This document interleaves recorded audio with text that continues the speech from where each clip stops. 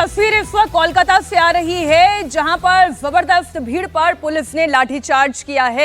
ये तस्वीरें इस वक्त आपके सामने। पश्चिम बंगाल के कई शहरों में इस वक्त विरोध प्रदर्शन हो रहा है।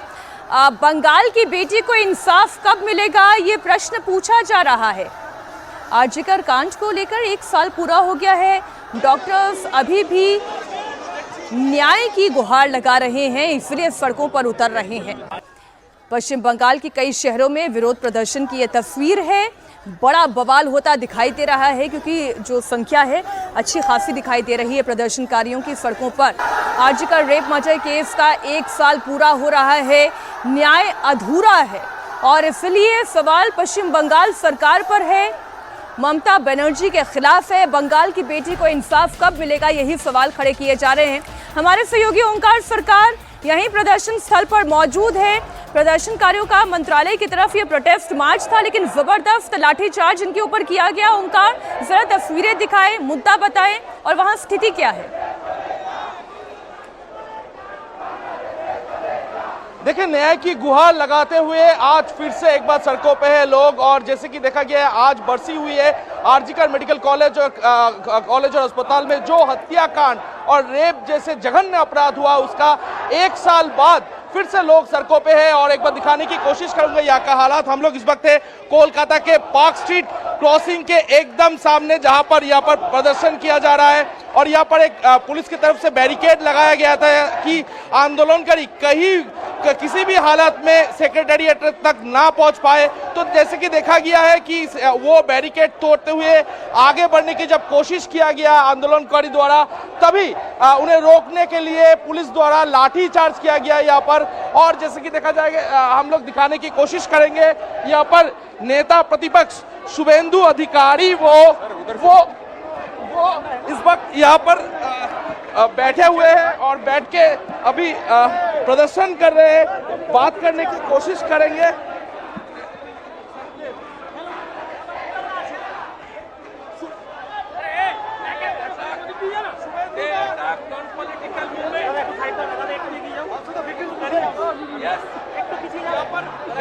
यहाँ पर काफी सारे विधायक और शुभेंदु अधिकारी यहाँ पर सड़कों पे बैठे हुए हैं और न्याय के गुहार लगा रहे हैं। तो शुभेंदु अधिकारी के साथ बात करने की कोशिश करेंगे। अच्छा खासा हंगामा हो रहा है, सड़कों पर बड़ी संख्या में प्रदर्शनकारी मौजूद है। शुभेंदु अधिकारी भी धरना दिए बैठे हैं। Police brutally lathi charge, more than 100 agitator already injured, 18% admitted in hospital. Dr. Bond's father and mother also injured by the lathi. I, along with my all MLAs, more than 20 MLA, they attacked by the Mamta Banerjee's police. Mamta's police and Mamta are the protector of the rapist. National flag ছিঁড়েছে, শাখাপলা ভেঙেছে, সাধুদের ধুতি খুলে দিয়েছে। ছি মমতা, ছি মমতা, ছি মমতা। जैसे कि यहाँ पर शुभेंदु अधिकारी यहाँ पर बैठे हुए हैं और न्याय के लगातार गुहार लगाते हुए सुना जा रहा है। और यहाँ पर पुलिस की तरफ से भी काफी बंदोबस्त किया गया है कि आंदोलनकारी कहीं भी सेक्रेटेरिएट तक ना पहुंच पाए।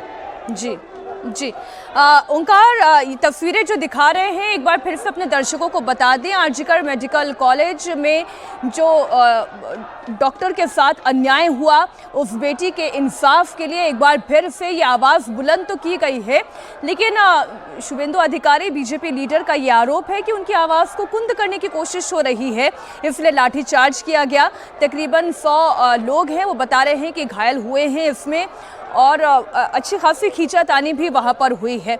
मैं इसके थोड़े से पॉलिटिकल इम्प्लिकेशंस के ऊपर बात कर लेती हूँ। राहुल जी, आपसे शुरुआत करते हुए, ये जो तस्वीरें दिखाई दे रही हैं, ऐसा नहीं है पश्चिम बंगाल सरकार के खिलाफ या ममता बनर्जी के खिलाफ महिलाओं की सुरक्षा को लेकर इससे पहले प्रश्न नहीं खड़े हुए हों। बार बार होते रहे हैं, बार बार केसेस सामने आए हैं, एजिटेशंस भी हुए हैं, लेकिन इसका निष्कर्ष कुछ निकला नहीं। ऐसा नहीं कि ममता बनर्जी कमजोर हो गई हो, अब आप इस एजिटेशन को पॉलिटिकल कह लें या सोशल कह लें, इसका इम्प्लीकेशन कैसे रिफ्लेक्ट होगा, सवाल वही है। देखिए, ये बात तो हमेशा से होती आई है कि महिलाओं की सुरक्षा होनी चाहिए पश्चिम बंगाल में, और जिस आरजीकर जिस तरह से वो घटना हुई थी, जिस तरह से वो क्राइम हुआ था, उसके बाद संजय रॉय जो इसको अरेस्ट किया गया था, वो अभी भी जेल में भी ट्रबल मेकर है। वो जेल में भी झगड़े करना और ये सब जो है उसके बारे में आता है। और मुझे लगता है कि पश्चिम बंगाल सरकार को कानून व्यवस्था को तो ध्यान देना ही होगा। जिस तरह की वहाँ घटनाएं आमतौर पर हमको सुनाई देती है कि क्या किस तरह की वहाँ जो है कानून व्यवस्था की या फिर जो हिंसक घटनाएं होती हैं, तो उसको लेकर ये सवाल तो हमेशा से पश्चिम बंगाल सरकार पर बना रहा है कि उनकी सुरक्षा व्यवस्था, वहाँ की लॉ एंड ऑर्डर जो है वो बहुत अच्छा नहीं है। ये कहा तो जाता है जी, लेकिन देखिए, ये जब बंगाल में जो आरजीकर मेडिकल के केस हुआ था, उसके बाद ममता बनर्जी ने लॉ एंड ऑर्डर के लिए एक अपराजिता बिल लेकर आई थी राज्यसभा में, उसको पास किया था, जिसमें 21 दिन के अंदर पुलिस को जांच करना अनिवार्य होगा और मौत का प्रावधान था। विधानसभा में लेकर आई थी, और जो रेपिस्ट होगा उसके लिए मौत का प्रावधान तय किया था। लेकिन गवर्नर ने बिल लौटा दिया कि बहुत सख्त सजा है इसके अंदर, केंद्र सरकार की अनुमति इसको भी मिली नहीं है। तो मुझे लगता है जब वो बिल पास राज्य सरकार ने कर दिया था विधानसभा में, तो उसके अंदर रेपिस्ट के लिए बहुत कड़े प्रावधान ममता सरकार ने दिए थे। तो गवर्नर को उस बिल को भी प्रयास करना चाहिए था कि भाई अगर रेपिस्ट को तत्काल फांसी की सजा होती है, 21 दिन में जांच होती है और उसको आजीवन कारावास न होकर फांसी की सजा दी जाएगी, तो ऐसे समय में मुझे लग रहा है कि गवर्नर को इस बिल को पास करना था। लेकिन बहुत सारे ने वो वापस कर दिया राज्य सरकार को कि बहुत कड़े और बहुत मुश्किल आपने इसके अंदर प्रावधान दिए हुए, थोड़ा इसको हल्का कीजिए।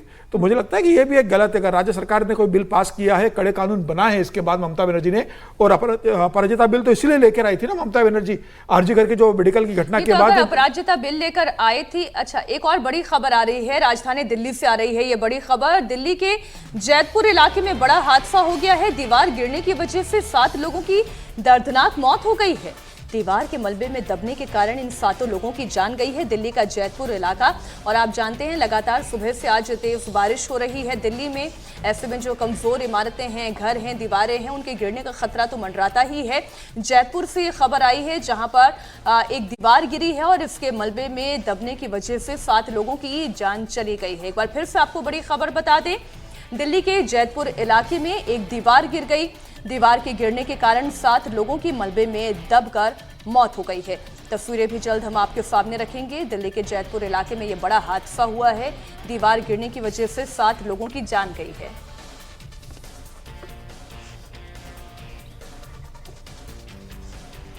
इस वक्त की बड़ी खबर एक बार फिर आपको बता दें, दिल्ली का जैतपुर इलाका जहां पर बड़ा हादसा हुआ है।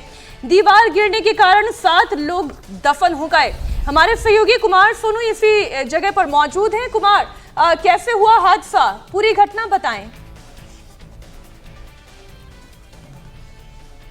देखिए, ये सुबह तकरीबन 9:15 बजे की कॉल जो है वो दिल्ली पुलिस को मिली थी, जिसके बाद पुलिस की टीम सबसे पहले मौके पर पहुंची, जहां पर देखा कि एक दीवार जो है वो तेज बारिश की वजह से गिर गई, जिसके चलते 8 लोग उसमें दब गए थे। जिसके बाद पुलिस ने सभी लोगों को जो है दबी हुई दीवार के मलबे से निकाला और उन्हें जो है एम्स और सफदरजंग अस्पताल भेजा गया, जहां पर 7 लोगों की मौत हो गई। जो 8 लोग दबे थे दीवार के मलबे के नीचे, उनमें 4 पुरुष, 2 महिलाएं, 2 बच्चे थे। फिलहाल अभी 7 लोगों की मौत की खबर आ रही है। पुलिस जो है अब मामले की जांच में तो जुटी हुई है। फिलहाल मौके पर जो रेस्क्यू ऑपरेशन चलाया उसमें डीडीए, एनडीएमसी, एमसीडी, इसके अलावा जो दमकल विभाग के कर्मचारी है वो मौजूद थे। दिल्ली पुलिस ने जेसीबी के जरिए पूरा मलबा हटाया। मलबा हटाने के बाद तमाम दबे हुए लोगों को निकाला और इलाज के लिए दिल्ली के एम्स अस्पताल और सफदरजंग अस्पताल में एम्बुलेंस के जरिए भेजा। लेकिन दुखद खबर यह है कि 3 लोगों की एम्स में मौत हुई है और 4 लोगों की दिल्ली के सफदरजंग अस्पताल में मौत हुई है। फिलहाल जो है अब किन कारणों से दीवार गिरी, क्या कुछ रहा, किसकी लापरवाही हुई, इसको लेकर जो है पुलिस जांच में जुटी हुई है। 100 फीट बड़ी दीवार थी, जाहिर है जब वो गिरी होगी तो बहुत ज्यादा मलबा होगा और इस मलबे की चपेट में आने के कारण 7 लोगों की जान चली गई। बहुत शुक्रिया कुमार आपका इस पूरी जानकारी के लिए। अब एक सवाल जो बार बार पूछा जा रहा था, आज कार्यक्रम यानी कहानी कुर्सी की शुरुआत जब हमने की थी तब हमने बड़ी खबर आपको दिखाई थी कि एयरफोर्स चीफ एपी सिंह ने कहा कि भारत ने पाकिस्तान को नुकसान पहुंचाया और भारत का आकाश तीर एयर डिफेंस सिस्टम जबरदस्त था। भारत ने पाकिस्तान के 5 फाइटर जेट गिरा दिए, 1 एयरक्राफ्ट गिरा दिया। लेकिन बार बार ये सवाल उठता रहा कि सीज फायर क्यों हुआ। अगर भारत अपर एज पे था, लगातार पाकिस्तान को पटकनी दे रहा था, तो फिर सीज फायर किसने कराया? राहुल गांधी ने भी ये सवाल बार बार उठाया। हमारे पायलट्स के हाथ बांध दिए गए थे, राहुल गांधी ने ये आरोप बार बार लगाया। एयरफोर्स चीफ ने आज इसका भी जवाब दिया। बड़ी खबर आपको बता दें, सीज फायर पर एयर चीफ का बड़ा बयान। पाकिस्तान ने खुद सीज फायर की पहल की। एयर चीफ ने कहा कि पाकिस्तान के डीजीएमओ के जरिए सीज फायर की मांग की गई। एयरफोर्स का हाथ किसी तरह से बंधा हुआ नहीं था, हमें अपने फैसले लेने की पूरी आजादी मिली थी। आप सुनिए उनका बयान। The high-tech war which was fought in about 88-90 hours of war, we were able to achieve so much of damage to their system that it was very clear in their mind that in this current situation, if they continue, they are going to continue paying for it more and more. So they have come forward and sent a message again through DGMO कि हम बात करना चाहते हैं, and which was accepted from our side. And when I say our side, is not just the Air Force, it's the joint decision that was taken, and it was taken even at the highest level. Why was that accepted? There have been a lot of debates which are going on. I will touch about it a little during continuing in my talk. So that actually brings me to the end of my slides. Now I want to talk about something like, if I can say, what were the reasons for success? One which I can think of is that there was political will. I'm being very, very candid here, very open here, because I hear various versions of it. I think if I tell you something, people will have to believe, because I was there listening to everybody, attending every meeting. There was very clear political will, very clear directions which were given to us, and there were no kind of restrictions which were put on it. Many people have spoken somewhere. Unfortunately, everybody is speaking about it. कि कुछ ना कुछ मैं बोल दूंगा इस बारे में. So there have been talks about, was there any restriction? Were you kept constrained? If there were any constraints, they were self-made. We, the forces, decided what will be our rules of engagement. We, the forces, decided what will be the escalation ladder that we want to ride on. We decided how we want to control the escalation. So I want to make it very clear, there were no, I repeat, no restrictions on us. Full freedom was given to us to plan and execute. अच्छा, युद्ध अचानक खत्म होने के सवाल पर भी air chief ने बयान दिया। उन्होंने कहा कि हमने युद्ध का अपना लक्ष्य हासिल कर लिया था। लक्ष्य हासिल करने के बाद ही सीज फायर किया गया। मुझसे लोगों ने पूछा और मारना था, यानी कि अभी तो और पाकिस्तान की पिटाई करनी थी। लक्ष्य हासिल होने के बाद युद्ध रोकने का फैसला सही था। Our objective was very clear. Our objective was to teach the terrorists a lesson that they will think twice before doing something, or they know what kind of price they can pay. And once we have achieved those objectives, we should look for all windows of opportunity to stop that, rather than just continue. We were actually on a song that night. I hear from so many people. I don't want to say that, but some people very close to me have said, "Aur marna tha." I'm telling you that. But can we continue to be at war? No. Why should we be at war when we can avoid it or we can stop it? That is my way of looking at it. I think nation has taken a very, very good decision. And we were a part of that decision, but it was cannot be taken at our level. It has been taken at much higher level, but it was a good decision. Now we have to make sure that we remain steadfast, that should we need to again do something, we are not found wanting. But what to do, that call will be taken at much higher level. तो चलिए discussion का पहला हिस्सा हम उस पर लेकर आते हैं कि एक जो आरोप था कि क्या हाथ बंधे हुए थे, जो आरोप लगाया गया था कि एयरफोर्स के या आर्मी के या हमारी सेना के हाथ किसने बांध दिए थे, तो उसमें एयर चीफ मार्शल ने कहा कि हमारे हाथ नहीं बंधे हुए थे। ये बात उन्होंने कही। पहले हम इस हिस्से पर आते हैं, उसके बाद जहां पर आपका इशारा था मैं आऊंगी उस हिस्से पर। अनंत जी के हाथ किसी ने बांधे थे या नहीं बांधे थे? जब देखिए, एक तय प्रक्रिया है, भारत में एक डेमोक्रेसी है और जो हमारे आर्म्स फोर्सेज हैं उनका भी एक स्ट्रक्चर्ड वो क्या कहते हैं हायरार्की है, उसी हिसाब से यहाँ फंक्शन होता है। ये आसिफ मुनीर की तरह नहीं होता कि सवेरे उठे तो आज जनरल थे और आपने शाम को अपने आप को फील्ड मार्शल घोषित कर दिया। उसकी एक तय प्रक्रिया, इसलिए युद्ध में भी SOP होगा। लेकिन क्या है कि जो हाथ बंधे होने की बात करते हैं वो लोग भ्रम का वातावरण बनाने का काम यहाँ बहुत सारे लोग बहुत समय से कर रहे हैं, चाहे वो चुनाव आयोग को लेके हो, सेना को लेके हो, राष्ट्रपति को लेके हो। मुझे लगता है कि हर संवैधानिक संस्था या देश से जुड़ी हुई जो बड़ी संस्थाएं हैं उनको प्रश्नांकित करके उनको भ्रम में डालने का काम बहुत लंबे समय से चल रहा है। एक और अच्छी बात जो इन्होंने कही अभी हमारे सेनाध्यक्ष ने, वो ये कही कि it's very unfortunate we could not convince our people. हम अपने ही लोग को कन्विंस नहीं कर पाए कि हमने इतना ये कर दिया, हमने ये टारगेट अचीव कर दिया। वो बार बार इस बात को कह रहे हैं कि हमारे पास निश्चित इनपुट थे कि इन जगहों पर टेररिस्ट हैं और हमने उनको मारा, हमने उनके आतंकी अड्डे ध्वस्त किए। लेकिन ये बहुत मतलब दुर्भाग्यपूर्ण है कि अपने लोगों को हम कन्विंस नहीं कर पाए। अब उनका इशारा किस ओर है? कौन से अपने लोग हैं जो सेना के बयानों पर, अब तो इस बार तो सेना ने खैर पिछली बार से सबक लेते हुए कैमरे लगा के सबूत भी दे दिए, नहीं तो इस देश की जनता ने तो ये भी देखा है ना कि बालाकोट हो चाहे दूसरा वाला हो, पुलवामा हो, उस समय लोग सबूत मांग रहे थे। तो इस बार सेना ने वो कर्नल कुरैशी और दूसरे के मार्फत आपने वो दे दिया। मुझे ये लगता है कि जो हमारे देश के लोग ये कह रहे हैं कि सेना के हाथ बंधे हुए थे, वो सेना के मोराल को नीचे करने का काम कर रहे हैं। क्यों? क्योंकि जो चीज है नहीं उसका एक भ्रम का वातावरण बना के आप सेना को क्यों ही ना कहीं प्रश्नांकित कर रहे हैं। अनंत जी जो आप बात कर रहे हैं, आई एम श्योर कि विजय जी का इसमें डिफरेंस ऑफ ओपिनियन होगा, क्योंकि जो एयर चीफ मार्शल के बयान का अंतिम हिस्सा था उसे आप इंडिकेट कर रहे थे। It is been decided on much higher level, उनके बयान का आखिरी हिस्सा। विजय जी नहीं, दोनों बातें ठीक हैं। वो जो कह रहे हैं हाथ बांधने का सवाल ही नहीं होता। जो आनंद जी ने कहा ना, उन्होंने बहुत ठीक से इसको समझाया। आप जो हमारा सेना का स्ट्रक्चर है उसमें जो हायर जो बात वो कर रहे हैं, हायर लेवल, वो हमारी पॉलिटिकल लीडरशिप है। इसलिए मैंने कहा जब रक्षा मंत्री ने बोल दिया, मैं कोई उनका डिसरेस्पेक्ट नहीं कर रहा, जब रक्षा मंत्री ही हमारे डिसाइड करने वाले हैं या प्रधानमंत्री डिसाइड करने वाले हैं, तो जब उन्होंने बताया कि भाई ये गोल है, हमारे यहाँ सिस्टम क्या है कि जो पॉलिटिकल लीडरशिप है वो तय करती है कि आपको क्या गोल अचीव करना है।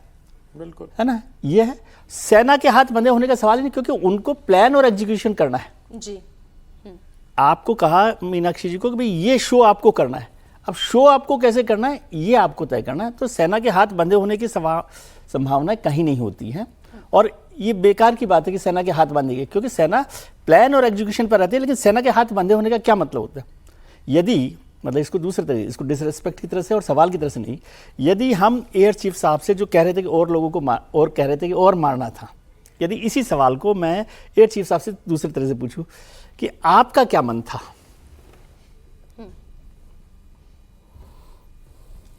अब इसका जवाब जो है ना, इसका जवाब होता है इन रेफरेंस कि आपके हाथ बंधे हुए थे, कि पॉलिटिकल लीडरशिप ने कहा कि हमें यहां तक पहुंचना है, वो हमने अचीव कर लिया। तो दोनों रेफरेंस है। हाथ बांधने का मतलब ये नहीं कि आर्मी को कह दिया गया भाई ये मत करना, वो मत करना। आपके सामने रखी हूं सर, मैंने कॉन्टेक्स्ट कहां से शुरू किया था? राहुल गांधी के उस बयान से मैंने कॉन्टेक्स्ट शुरू किया था जिसमें उन्होंने परसीव इस पूरे सीजफायर को ऐसे किया कि जब हम इतना आगे तक बढ़ चुके थे, पाकिस्तान को हमने घुटनों पर ला दिया था, तो फिर हमने इस जंग को क्यों रोक दिया? अभी तो और मारना था। हाँ, देखिए मैं तो एयर चीफ कह रहे हैं ना, और वो राहुल गांधी का नहीं, पूरे देश में बहुत सारे लोगों का सवाल जी। आपने मैथ्स पढ़ी है क्या? नहीं, मैंने नहीं, मैं तो कुछ थ्योरम जैसे होता था ना कि आपने माना कि ये एक्स है और उसके बाद प्रॉब्लम सॉल्व कर रहे हैं, तो वैसे ही आप काल्पनिक सवाल कह रहे हैं उनके लिए, रक्षा जो हमारे एयरफोर्स चीफ है उनके लिए, कि अरे उनका क्या मन था, ये कैसे पता चलेगा सर? हाँ, उनका मन थोड़ी पता चलेगा, मैं तो कह रहा हूँ ये सवाल होता और तो उसका जवाब क्या होता वो अलग है। सैनिक का मन तो हमेशा होता है कि ये दिल मांगे मोर। मीनाक्षी, मैं जो हमारे सैनिक होते हैं, देखिए हम जिस बात को कांटेक्ट कर रहे हैं कि हाथ बांध देना या ये सब, क्या विपक्ष ने ये सब कुछ शुरू किया था? हाँ, नहीं, वही तो कह रहा हूँ कि राहुल विपक्ष ने ये सब कुछ नहीं शुरू किया था। पहली बात ये कि जो भी बातें शुरू हुई कि भाई विमान हमारे नुकसान हुआ या फिर हाथ बांधे गए, ये सब आर्मी के डिफेंस के अपने लोगों द्वारा कहा गया। सीडीएस ने कहा, इंडोनेशिया के आपके डिफेंस अटैचे ने कहा, इन सब लोगों ने कहा। तो आप जब कॉन्टेक्स्ट की बात करेंगे, मैं ये नहीं कह रहा कि राहुल गांधी सही बोलते हैं या राहुल गांधी, वो तो अपनी पॉलिटिक्स करते हैं, लेकिन ये कहना कि ये बातें अब विपक्ष ने शुरू की थी, ऐसा भी नहीं। ये बातें डिफेंस के अपने लोगों द्वारा शुरू की गई, जो जिसको विपक्ष ने मुद्दा बना तो ठीक है, अब मैं नहीं, एक सवाल के पास आपके पास और आना थोड़ा सा एक लाइन जोड़ देता हूं। जो बात कही जा रही है ना कि डिफेंस अटैची ने और सीडीएस ने, मुझे लगता है ब्लूमबर्ग को जो इंटरव्यू दिया था, जो जी। वहां पर सांग्रीला डायलॉग्स में बोले थे, मुझे लगता है कि इसके डेट्स को देखने की आवश्यकता है, क्योंकि सबसे पहले जो ये सोशल मीडिया पर इस तरह की बातें आई थी, और जब पाकिस्तान ने ये कहना शुरू कर दिया और पाकिस्तान के प्रधानमंत्री ने ये कह दिया, उसके बाद हमारे विपक्षी नेताओं ने ये कहना, इन लोगों ने तो बहुत बाद में बोला, लेकिन 7-8 मतलब दिन गलत तो बाद नहीं में कहा बोला। ना, तो मतलब वो दोनों तो आपको सेम फ्रांस पेज को पर बोलना पड़ेगा। फिर तो आपका मतलब मैं उस पर जा ही नहीं रहा हूं, मैं तो सिर्फ फिर तो कह रहा सेम हूं कि पेज पर जो- हुए ना। जो आप लोग कह रहे हैं, मैं तो सिर्फ क्रोनोलॉजी बता रहा हूं। अभी कहा गया कि पहले सेना के लोगों ने बताया फिर विपक्ष ने बताया, मैं कह रहा हूं ऐसा नहीं है, पहले विपक्ष ने बताया लेकिन चलिए फिर सेना के इसको लोग। मान लें तो मतलब सेम पेज पर है ना दोनों लोग, सेना भी और विपक्ष के नेता भी। और मैं ये- दूसरी बात कहूं, और मारना था जो डायलॉग है वो भारतीय जनता पार्टी के समर्थकों का दबाव था, विपक्ष का दबाव नहीं था।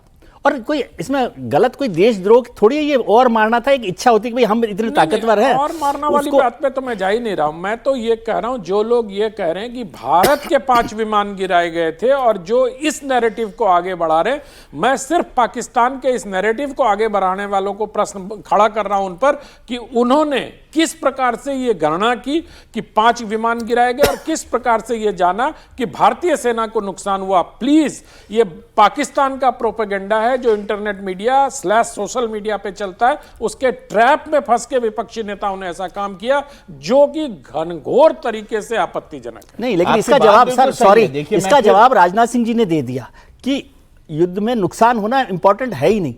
और जब राजनाथ सिंह जी रक्षा मंत्री ये बात कह रहे हैं, इसको मतलब वो सपोर्ट कर रहे हैं इस बात को, इसको रिजेक्ट नहीं कर रहे साइड। और युद्ध में तो नुकसान होता है, इसमें क्या मतलब युद्ध में नुकसान होना कोई ऐसी बात है क्या जिसको लेकर हमने इशू बना? मेरा एक प्रश्न है नहीं, जब कि रक्षा आप मंत्री ये कहते कह हैं रहे कि हों, विपक्ष रक्षा मंत्री और ये कह रहे सेना हों, सेम पेज पर है, तो सेना तो ये कह रही है कि पाकिस्तान ने भारत के खिलाफ भारत के एयरबेस, भारत ने तो पाकिस्तान के एयरबेसेस को निशाना नहीं बनाया था, उन्होंने तो आतंकी मरकजों को निशाना बनाया था, लेकिन पाकिस्तान ने भारत के एयरबेसेस को निशाना बनाने की कोशिश की। और जब विपक्ष के नेता ये कहने लगे कि पाकिस्तान को क्लीन चिट दे दें कि अभी तो कोई प्रूफ सामने नहीं आया, चिदम्बरम ने क्या कहा था सर, भारत की सेना के साथ विपक्ष एक पेज पे कैसे है? मैं तो आपसे इन क्रोनोलॉजी फिर ये सवाल पूछूंगी। क्रोनोलॉजी आप फिर वही पर आ रहे हैं। जो चिदम्बरम ने कहा, क्या कहा चिदम्बरम ने?